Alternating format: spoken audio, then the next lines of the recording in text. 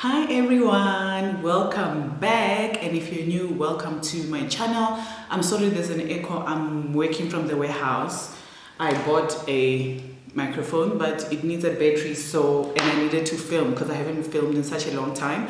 But I'm just going to reiterate a video that I did on TikTok because I feel like a lot more people need to see this message that I'm going to be talking about.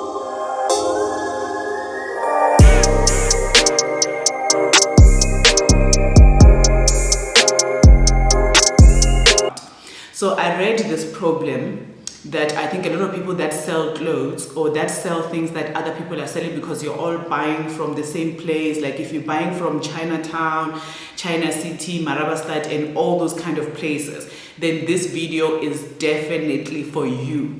So here's a problem that I found on Facebook. I'm gonna read it for you. I'll try and put a picture somewhere so that you can see it. So this person wrote, I remember showing my cousin where I stock so that he can also have money because he was unemployed. Now that he is employed, he tells my customers where I stock. Business is down. I really regret why I felt sorry for this MF. Anyways, guys, be careful who you talk to about your business. So the issue with selling things that other people are selling is that you are only going to fight them on price. So if somebody else goes and buys what you are selling and then they just lower the price by even 10 rand, they can sell more than you are. So this is where a brand comes in. A brand is setting yourself apart. McDonald's might be close to the same price as Steers, it might be close to the same price as KFC. They're all fast food joints, but they're all not the same. So if you look at brands in South Africa, for example, like Batu, those shoes, you can find them on Alibaba. But because he created a brand for his shoes, then you buy the brand. You buy Nike, you buy Adidas, you choose those shoes based on the brand. Like how they are made is part of the brand. Of course, the product is part of the brand. But if your things are the same as other people, then you definitely need to create a brand which is telling a story and setting yourself apart, making sure that you are unique from the competitors, even if they are selling the same thing. So how do you do that? In this short video, I'm going to cover that. I'll go more into details about how to brand yourself and stand apart when you sell things that everybody else is selling. And this is something that I have done. People were in crochet, but they were not me. So I'm also in business in the candle industry, and I'm setting myself apart from everybody that is selling candles. I'm selling household candles as well. So I'm going big, I'm manufacturing. So if you're looking to buy from me, I'll discuss it in the next video. This is not the video. So anyway, how do you stand apart and make sure that you attract customers that will come to you? It doesn't matter whether Sophie from the street or Sophie from Pretoria or Sophie from Soweto is selling the same dress that you are selling, that you all bought from China City or from Small Street. So how do we do that? Let's get started. So before we get into advertising and getting sales, we need to set up things correctly. So the first thing you need to do is to decide on who your target market is. Who are you going to sell to? If you go to Marabastad, are you going to focus on work clothes? Are you going to focus on children's clothes? Are you going to focus on sports clothes? Are you going to focus on formal clothes? Are you going to focus on casual clothes? Are you going to focus on clubbing kind of clothes? So who are you going to focus on? Because if you're going to waste money, if you just order everything and then people don't want it, you see, especially if you are somebody that orders those kind of stuff yourself, instead of being the middleman where you sell for somebody else and you just advertise anything that they have. But if you're somebody that sells, make that decision. Choose who are you going to target. Are you going to target mothers that have little kids because you're selling kids clothes, or are you going to target working folks with your formal clothes, so that when you go to Marabastad or you go to Small Street or you go to any other place, wherever you're going, you're already going with a plan. You're not just trying to get anybody to just buy your clothes. That's that kind of desperation, and desperation is very costly because it shows that you haven't done your research before you go out. So understand the children clothing market, know where those people are, and then sell to them. Sell to the right people, sell the right things to the right people, especially when you're a small business, because you cannot afford to waste money. You cannot afford to just splash money anyway. You have to be very careful with how you choose and what you choose to sell. So with that being said, the second idea or the point that I have in order for you to set yourself apart, it feeds into what I already said with the first video, saying that you need to set yourself apart. So this is going to make it easy for you also to create a brand around, what you are selling. So Batu created a brand around people that like, it's not functional. It's not like Nike. You can't wear Batu going to run, but it's more for style, fashion lovers, brand lovers type of thing. Not necessarily because, it's a functional exercise shoe. So how are you going to set yourself apart? So after you decide what you are going to sell, you're going to find your audience where they are. Where do moms hang out? And when you're on those platforms, you need to target them, because it's one thing for you to go on LinkedIn and post. It's another for you to actually reach out to people, to actually post content so that people that are looking for your content find you. So that the mothers, for example, if you are selling children's clothes, shoes, school bags, such things, mothers are on LinkedIn, they are working, mothers are on Facebook. You need to look at the platforms to see who are, like the age range, the majority of the age range of people that are in that place. You need to look at the platforms have that information. If you just Google it to check the audience of each platform, you'll be able to understand. So you choose based on who you are trying to target. If they say that most of their people it's women, then women are the ones that usually buy clothes for other people. So you go on the platforms that say that most of them are there. So if they say that a lot of women are on Facebook and Instagram, then that's where you're going. That's where you're going to put your content. That's where you're going to share your pictures. You're going to take nice pictures and you're going to share them there. So that's how you set yourself apart, because most people just sell on WhatsApp. They haven't even created a brand for themselves. They haven't looked at social media and also to attract the right kind of people. If you post clothes from Marabastad and most of the people that follow you are telling you your clothes is too expensive, I can go and get it myself, then you don't have the right audience. You need to have the right audience that don't want to drive to China City to go and buy the dress, so that they just want you. It doesn't matter whether you bought the dress with 50 rand and you said it with 150, they want that dress, they'll buy it from you, So you need to target the right kind of people. Let's move on to the third point. Take notes.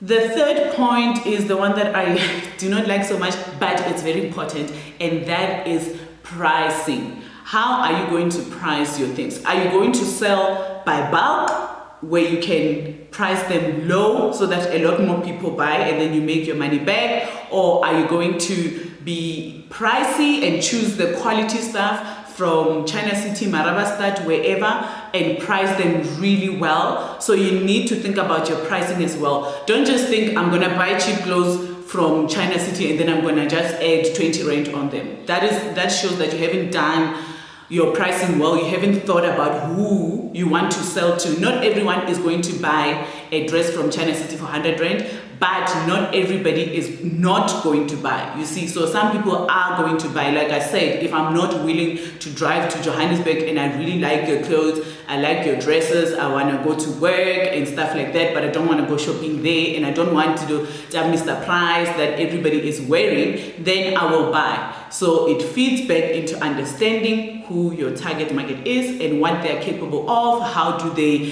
decide on what they're gonna buy and when do they usually buy? Month end, middle month end, December most, June most, So you need to know those kind of people, so those kind of things, so that you can price your things well according to who you want to sell to.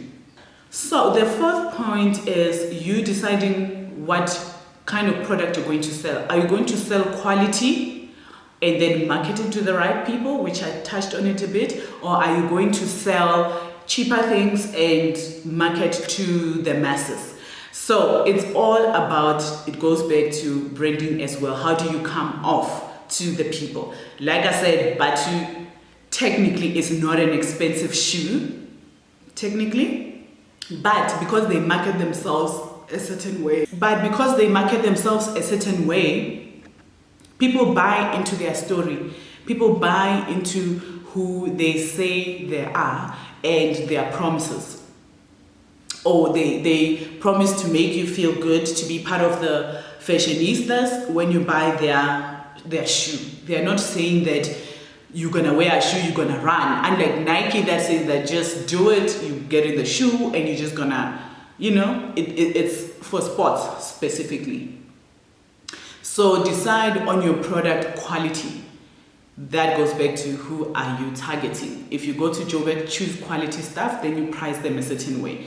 If you choose lower priced stuff, then you price them a certain way and then you sell them to certain people on certain platforms, specific platforms. Because you don't have the energy to spread everywhere on LinkedIn, on Facebook, on TikTok, so choose platforms that work. Don't stick to a platform that you see is not bringing you customers unless you have the time for brand awareness. There is still brand awareness. I know a lot of people will be like, don't advertise. People are not, they're not buying. There's a difference between brand awareness and sales, getting sales. So there's a whole way that you can move customers from being aware to buying your product. Others require more energy and money. Others require more energy than money.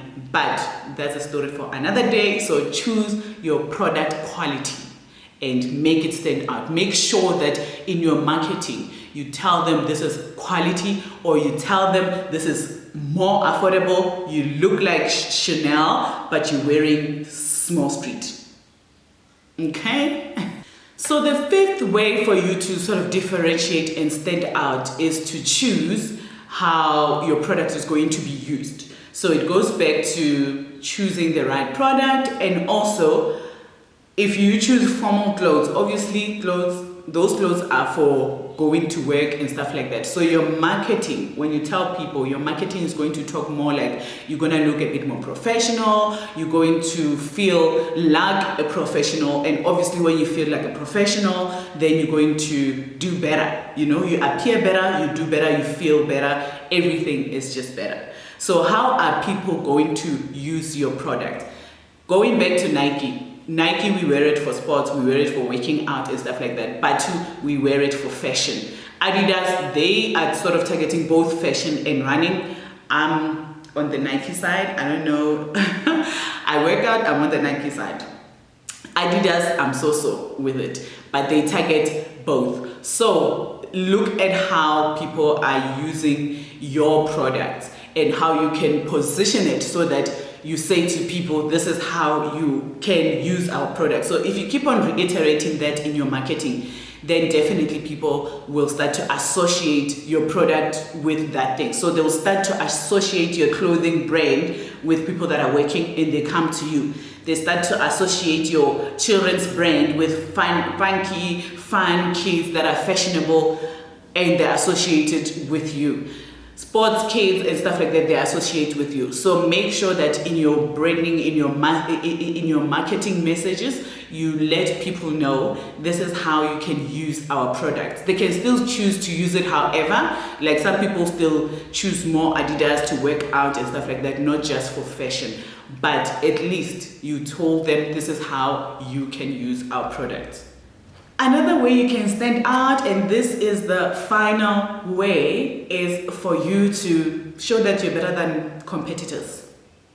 So do you deliver faster than your competitor? Say it in your marketing, like I deliver overnight, or I deliver in 2 days, whatever you're selling. Whether if you buy it from me and you have an emergency, you need to go to a wedding, it can be the same dress, but my competitor is gonna ship it to you in 7 days, whereas I ship it overnight, or I can even ship it today so that you can get it tomorrow or in 2 days time, you see. So how are you going to differentiate yourself from your competition? What is your competition doing or not doing that you can do? Is it packaging? Are they packaging the stuff nicely? If they're not, can you package yours much nicer and add a little surprise when people get it? Or like, what are they doing or not doing that you can incorporate? So you need to always keep an eye on your competitor to see what is new in the market, or even do your own research, like what's new in the clothing industry or what's new in the business industry, so that you can learn from other businesses as well while you're trying to push your own business, so that you're not left behind when new things are happening and you're still trying to sell the old way. So if you're somebody that is selling on WhatsApp, I advise you to also update your WhatsApp and use WhatsApp for business, because that way you can use it as your website. And also you can put prices there so that when people click on your link, then they can see your prices and everything is there. So that's it for me for today. And if you want to learn more about branding, business, marketing, and self-improvement, then I definitely recommend that you subscribe, and I appreciate everybody that subscribed. I'll see you in the next video. Keep well, keep thriving, keep growing. To me, I'm out.